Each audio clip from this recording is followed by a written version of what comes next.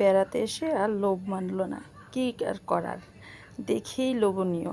আর আপনি না খেতে চাইলেও দেখার কৌতূহলবশত হলেও আপনার খেতে হবে, এরকম হচ্ছে বিষয়টা।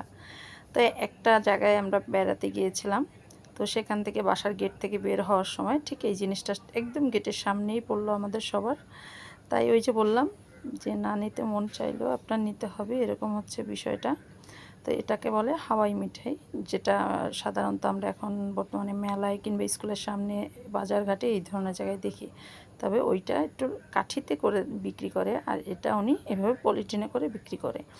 আর দেখতেই মানে কোনো কালারিং না, কোনো কিছু না, একদম মানে কী বলবো, ওই যে মানুষ বলে না যেরকম ভেজাল মুক্ত, সেরকম কোনো কালারিং হবে না, কিছু হবে না। জাস্ট আপনাকে চিনিটা এরকম, এটা মেবি আগুনের তাপে হিটে পুড়ে আর কি এই জিনিসটা হয়।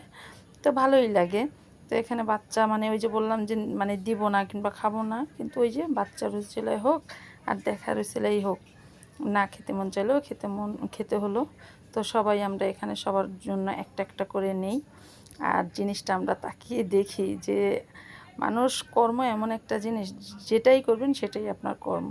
কি এখানে ব্যয়, জাস্ট মেশিনটা ঘুরাবে, কিছু চিনি পুরাবে, জাস্ট এটাই হাওয়াই মিঠাই 10 টাকা করে। তো এখানে আমরা সবাই সবার জন্য নেই একটা করে। আর তবে বড় মানুষরা আমরা কেউই খাই না, বাচ্চাদের জন্য নেই। তো এখানে আর কি আমাদের দেখা দেখি আরও কিছু মানুষ আসে, মানে ওই যে বললাম না জিনিসটা একদম কৌতূহলবশত, উনি একদম ফুটপাতের পাশে এক কোণায় জাস্ট এভাবে নিয়ে বসেছে।